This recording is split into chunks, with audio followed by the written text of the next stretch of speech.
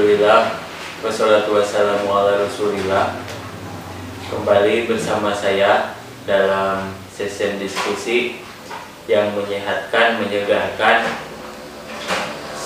dalam waktu kali ini ngabuburit masih bersama Gus Amin Mudzakkir selaku peneliti LIPI.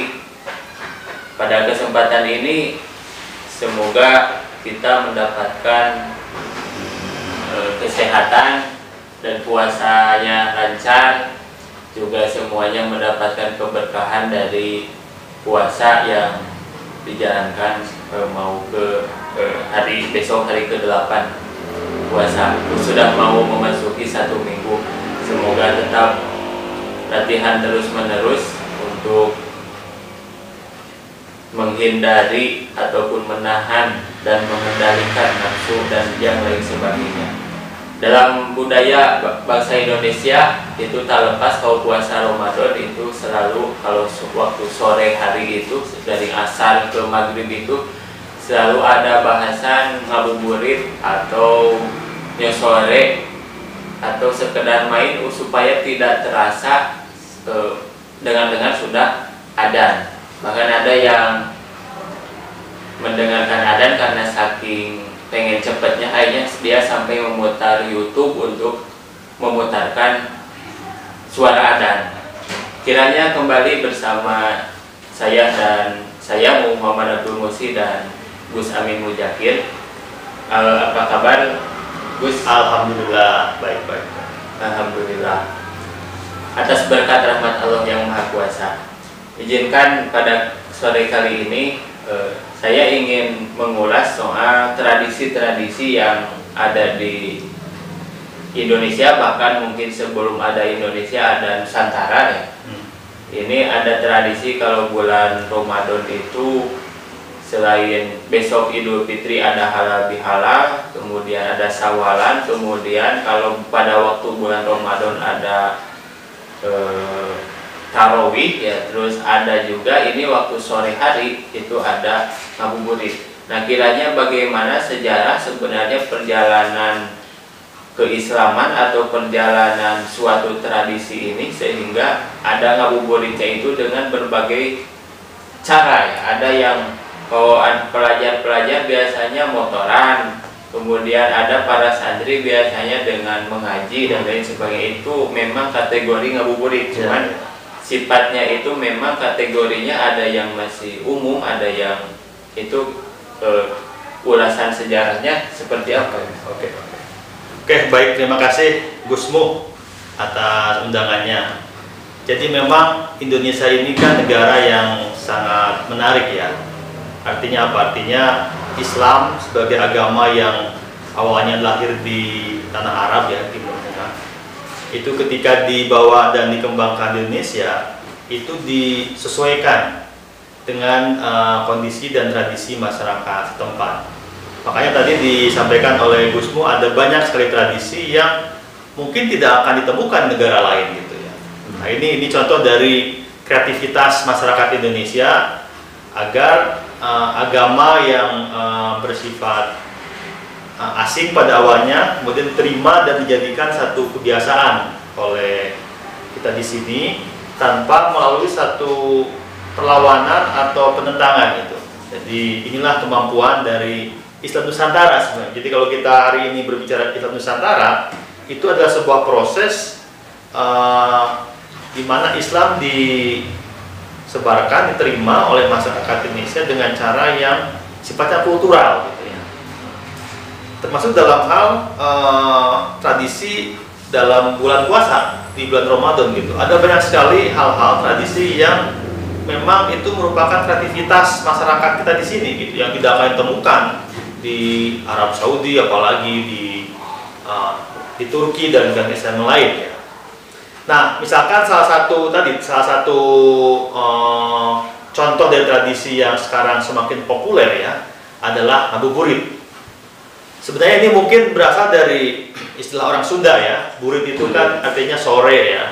Jadi satu kegiatan untuk mengisi waktu sore gitu supaya tiba-tiba terdengar azan maghrib gitu ya.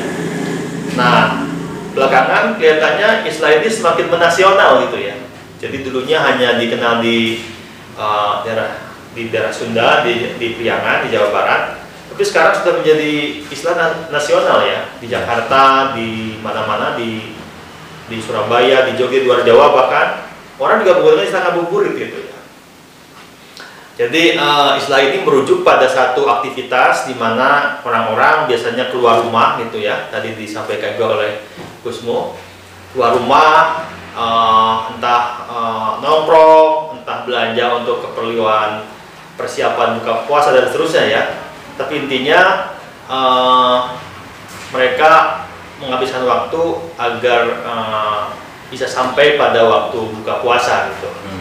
Nah, saya kira ini menarik ya, karena selain menyemarakan gitu ya, menyemarakan bulan puasa sehingga menjadi sangat meriah kan dibanding bulan-bulan yang lain.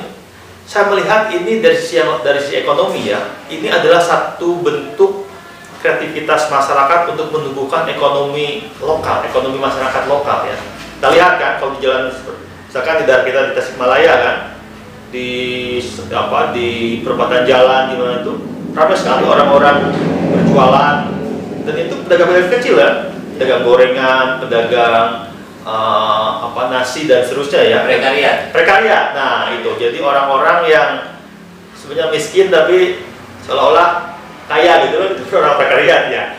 Nah dengan adanya tradisi ngabuburit, mereka itu terberdayakan gitu ya.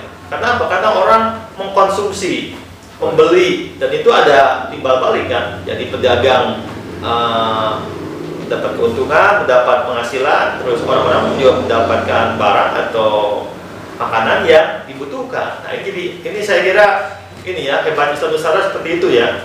Jadi dia menjangkau hal-hal yang mungkin orang Arab sendiri tidak terpikir ya untuk menghasilkan ritual seperti ini. Nah, kurang lebih begitu. Ini hanya ada di Indonesia. Indonesia.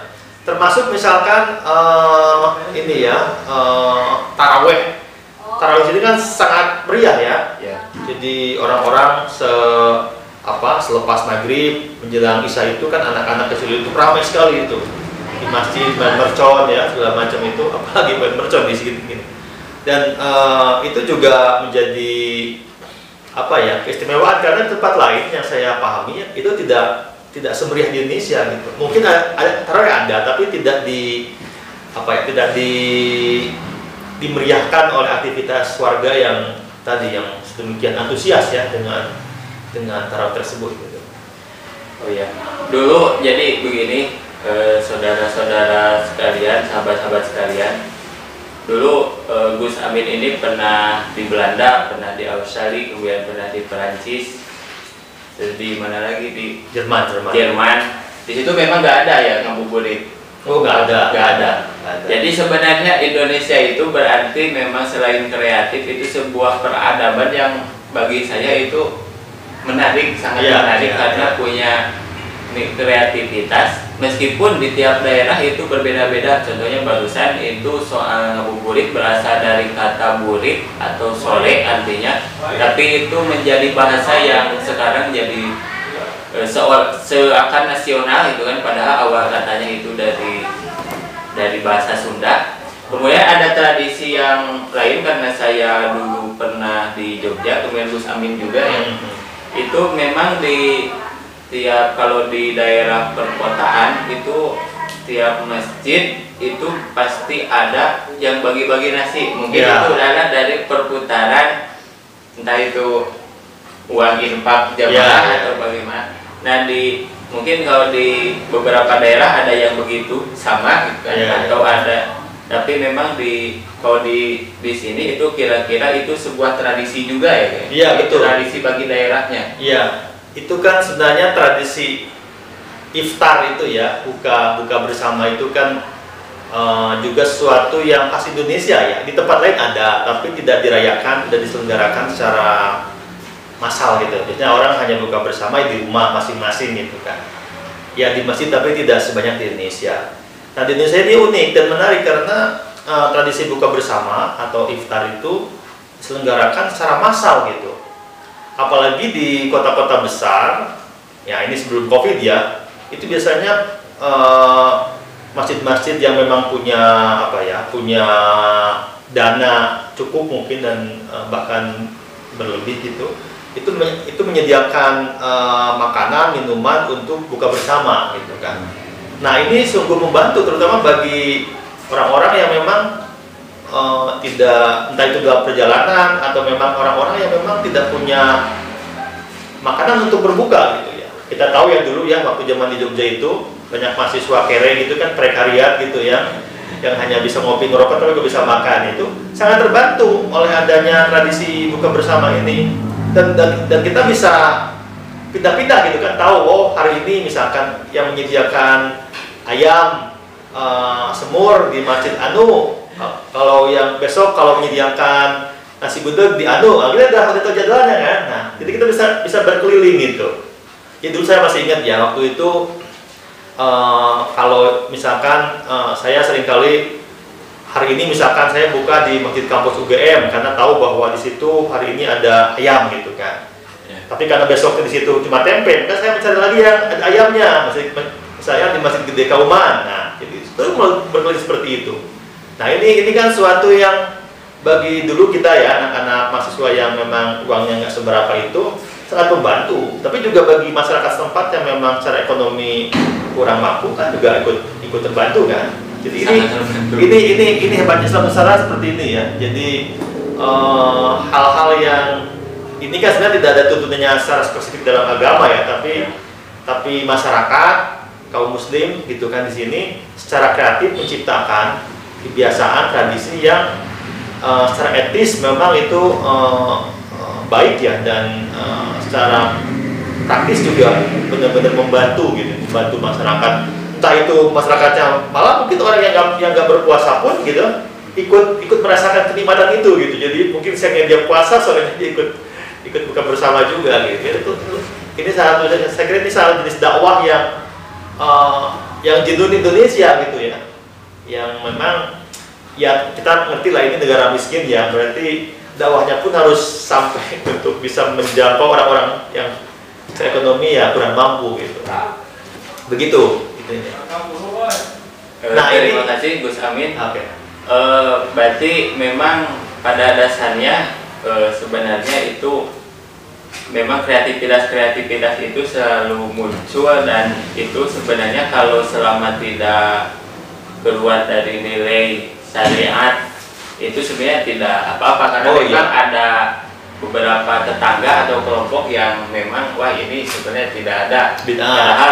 Padahal kan Nabi Muhammad diturunkan di bangsa Arab itu karena Arab posisi jahiliyah, tidak diturunkan di Indonesia. Berarti Indonesia itu suatu peradaban yang sebenarnya sangat bisa untuk maju dan melestarikan siar keagamaan.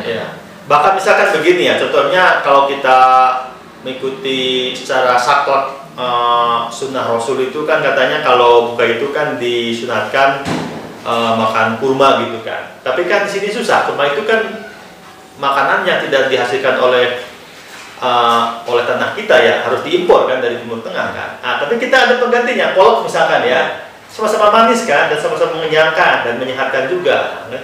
Apa-apa. Jadi saya kira Islam itu harus diterjemahkan secara luas ya, secara luas berdasarkan hal-hal yang ada di sini gitu ya. Kalau nggak ada kurma diganti kolak, kalau nggak ada daging unta diganti daging ati maung gitu ya, alias jengkol gitu kan. Jadi banyak hal bisa disesuaikan dengan kondisi kita di sini gitu. Nah barangkali ini kan karena menarik karena kolak barangkali ada pemirsa ataupun sahabat-sahabat yang belum tahu ya, kolak itu adalah makanan pisang ya.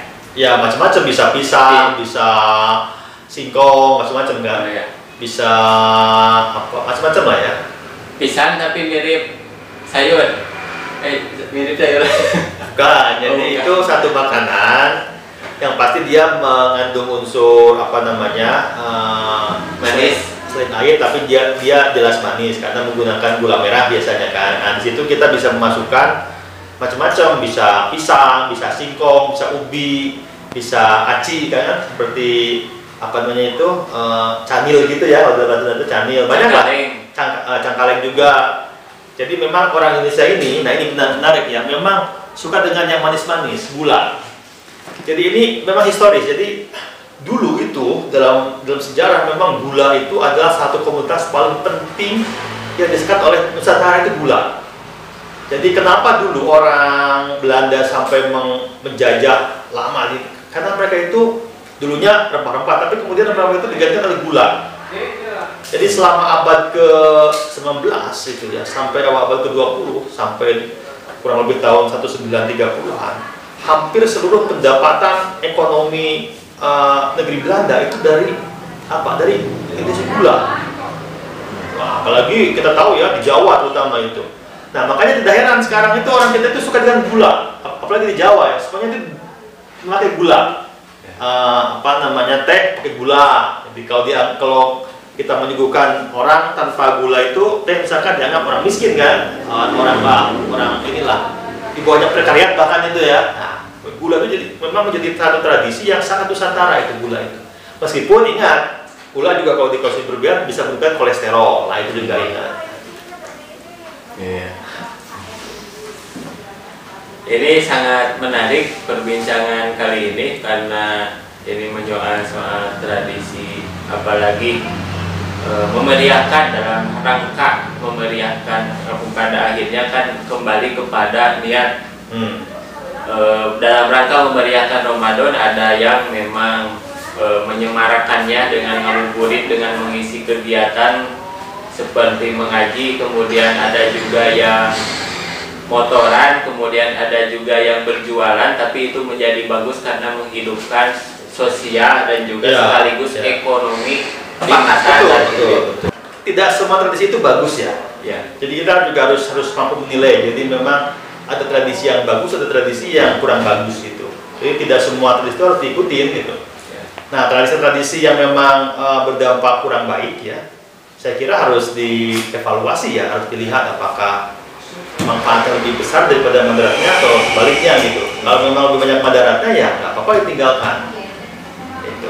Ya kalau tadi misalkan soal petasan ya, atau soal main karbit gitu ya, main lodong dan seterusnya itu. Kalau dilakukan menjelang menjelang Idul Fitri dan siang hari gitu ya, ya menarik lah, kita jadi meriah. Tapi kalau sepanjang waktu, sepanjang hari, siang malam, nah setiap subuh apalagi, nah itu jadi kurang bagus.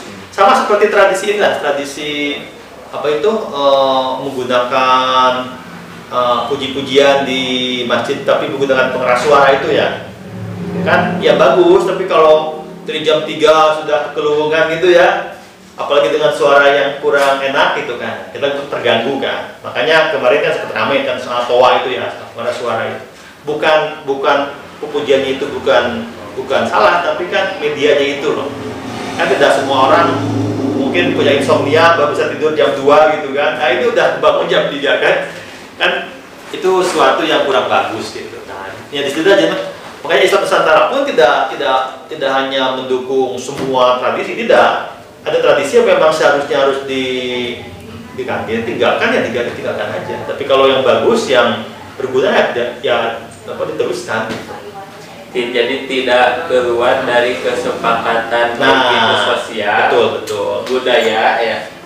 Juga norma-norma syariat gitulah ya, syariat. Antara aspek-aspek kultural dan aspek-aspek normatif keagamaan itu harus berimbang gitu. Maksudnya di kesepakatan. Kalau misalkan masyarakat tidak suka ya sudah gitu, harus jangan dipaksakan juga. Jadi ada fleksibel betul. Luas lah. Islam Nusantara itu kan Islam yang mengajak pada keluasan ya, yang kontekstual gitu loh. Jadi ada kesepakatan. Jadi ini ada teks, ada konteks gitu ya. Itu harus selalu berimbang itu. Teksnya bagaimana, konteksnya bagaimana. Jadi kalau melulu tekstual, wah itu repot. Tapi kalau melulu kontekstual juga repot karena jadi kumaha aing gitu. Nah, itu bahaya kalau kumaha aing. Kumhai itu harus diikuti dengan teks gitu ya. Makanya ini harus selalu berimbang antara teks dan konteks gitu. Ada teks, konteks, ada lafzi, ada manawi. Nah, betul harus selalu inilah. Wasatiyah itu kan ini tengah-tengah kan. Jadi Islam itu Islam wasatiyah kan. Jadi dia tidak ekstrim kanan, tidak ekstrim kiri gitu kan. Tidak ekstrim teks, tidak ekstrim konteks gitu ya. Tidak ekstrim lafaz, juga tidak ekstrim makna gitu. Harus tengah-tengah gitu. Jadi sebenarnya ternyata beragama itu menyenangkan. Menyenangkan sejauh memang sesuai dengan dosisnya gitu. Nah, seperti obat lah. Jadi agama itu kan seperti obat. Jadi kalau diminum dengan dosis yang tepat, nah itu menyehatkan. Kalau kebanyakan ya mati gitu ya, overdosis gitu. Ah, udah kalau overdosis ya udah kita nggak bisa ngapa-ngapain tuh, ada masalah gitu. Baiklah, saudara-saudara, sahabat-sahabat yang berbahagia, banyak sekali yang sudah diulas oleh Gus Amin. Ternyata tradisi itu, meskipun itu kita punya tradisi yang itu niatnya adalah menyemarakan, tapi meskipun begitu tidak selalu, jangan sampai keluar dari kesepakatan yang sudah dibuat baik secara hukum budaya, hukum sosial, apalagi kalau hukum agama. Kalau hukum agama itu sudah keluar dari nilai-nilai agama atau syariat agama. Pada dasarnya kalau usul fikihnya al-muhafadzatu ala qadri sholih wal ahdu bil jadidil aslah. Nah, nilai-nilainya yang memang sebenarnya itu karena kalau budaya itu adalah teknis ya, cara ya, cara atau ekspresi dari sikap dari nilai itu sendiri, nilai dari budaya itu sendiri. Berarti budaya Solawatan itu bagus karena nilainya memang ya semua baik, apalagi puji-pujian. Hanya saja itu tidak bertabrakan. Itu sarananya. Ya. Jadi kan semua tujuan itu kan butuh sarana kan. Jadi kita tidak bisa, misalkan kita mau ke Jakarta kan, kita tidak bisa ke Jakarta tanpa naik mobil. Nah, budaya itu seperti mobilnya gitu. Oh iya. Jadi kan bisa naik mobil, bisa naik kereta, bisa naik ya macam-macam kan. Tapi harus sampai ke Jakarta. Nah, agama itu adalah tujuannya. Nah, budaya adalah sarananya atau alatnya, caranya gitu. Caranya, budaya itu adalah caranya. Ya, ya.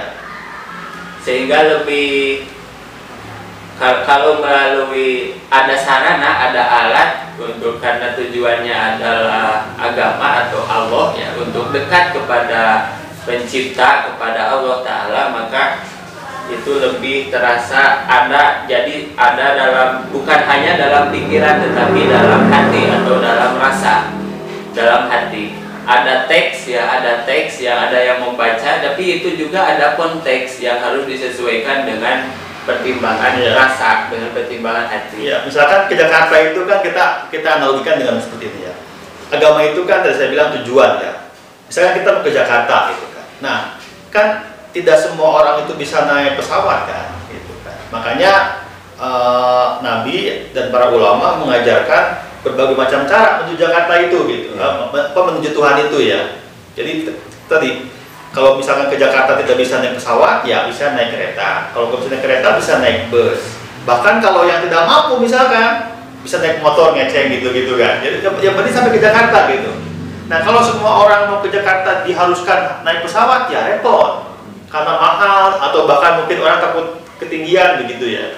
Makanya agama itu sangat fleksibel. Yang penting tujuannya sampai gitu. Caranya bagaimana? Nah, tapi tidak bisa kita mau ke Jakarta kemudian naik jurusan ke Surabaya, nggak bisa juga kan? Nah, jadi tujuan sarana pun atau harus mengikuti tujuannya.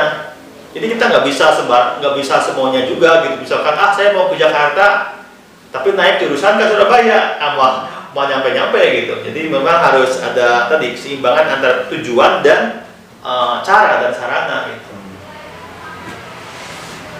Dan itu meskipun itu nilai-nilai yang baik harus dilakukan juga dengan cara-cara yang baik. Betul.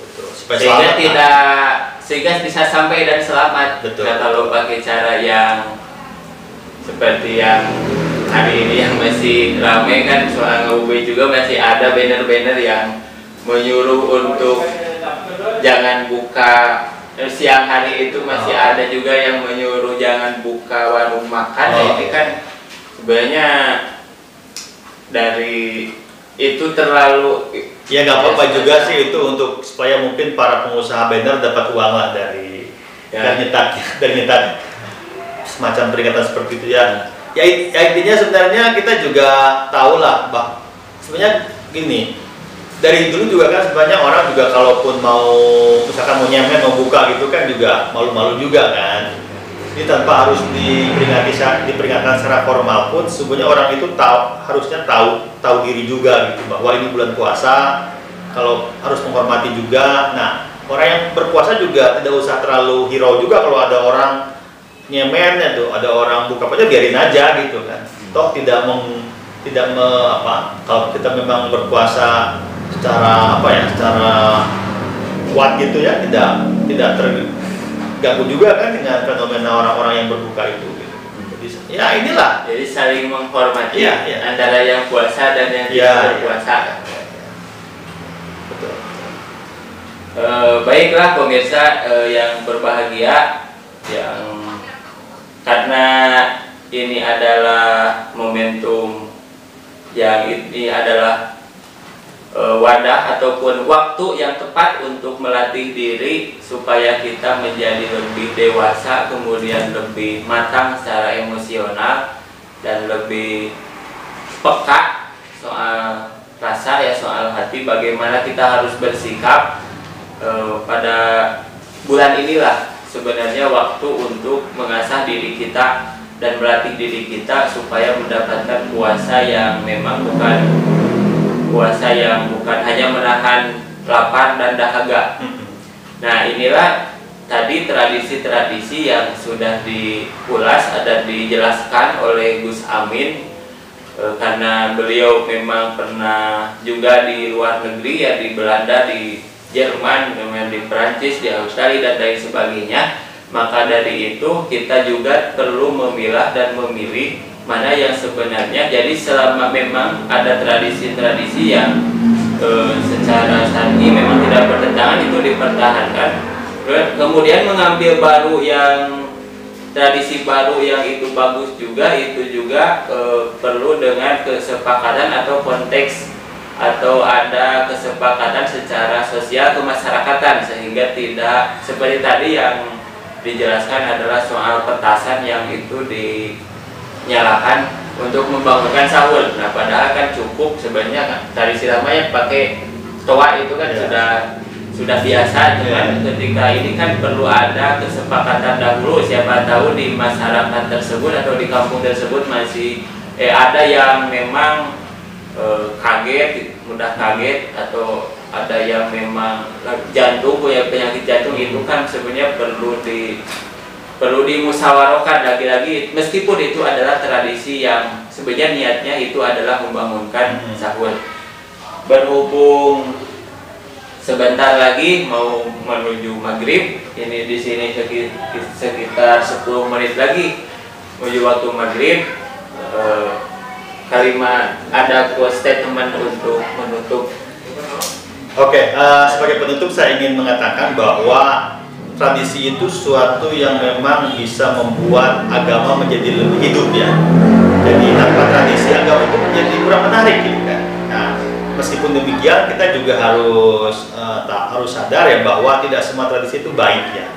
Jadi tadi dikatakan oleh Gusmu bahwa sejauh memang masyarakat dan norma-norma yang berlaku itu membenarkan, maka tradisi itu ya kita teruskan. Tapi sejauh itu memang merugikan ya kita hentikan gitu. Jadi disinilah pentingnya itu satu tradisi wasatiyah gitu ya, atau satu perspektif Islam Nusantara yang wasatiyah gitu ya, yang tengah-tengah. Jadi dia tidak melulu tekstual, tidak melulu konteks gitu. Nah, tentu saya telah ceritakan bahwa banyak sekali tradisi-tradisi yang baik yang memang menjadi kebiasaan di masyarakat kita ya, itu teruskan. Tapi kalau memang tradisi itu mengganggu, bahkan membuat ibadah kita menjadi tercederai gitu ya, hentikan gitu. Nah, Saya kira inilah ini ya hebatnya atau istimewanya Islam ya, dia mampu adaptif tapi juga dia tidak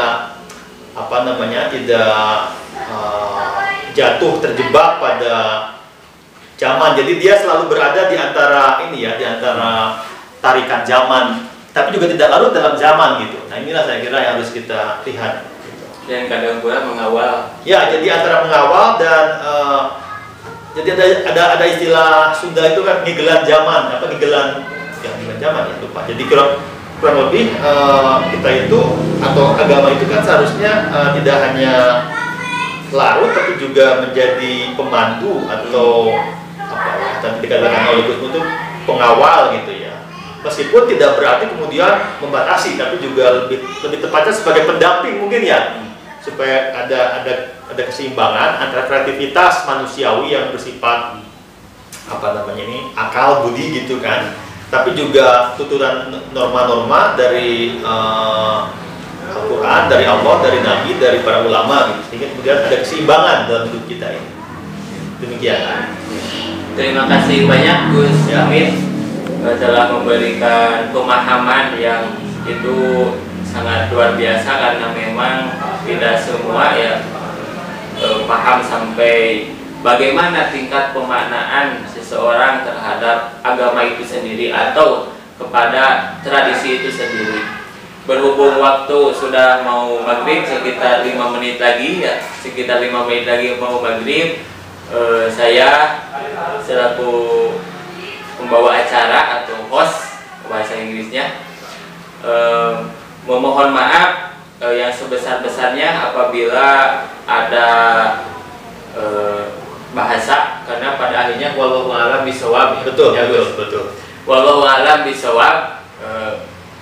Pada akhirnya semoga kita mendapatkan puasa yang bukan hanya menahan dahaga dan juga lapar, tapi juga mendapatkan puasa yang memang itu puasa yang diridhoi dan diberkahi dan menjadi tempat atau waktu yang pas untuk menjadikan kita manusia yang dewasa dan juga matang baik secara agama dan sosial. Terima kasih atas waktunya. Baik, juga sama-sama. Terima kasih kepada pemirsa sebangsa dan setanah air. Ternyata makin cinta, saya sendiri makin cinta kepada Indonesia karena memang punya tradisi yang banyak sekali dan juga kreativitas yang itu tidak ada di negara lain. Wallahu a'lam bishawab, wallahu muwaffiq ila aqwamit thoriq. Wassalamualaikum warahmatullahi wabarakatuh. Waalaikumsalam warahmatullahi wabarakatuh.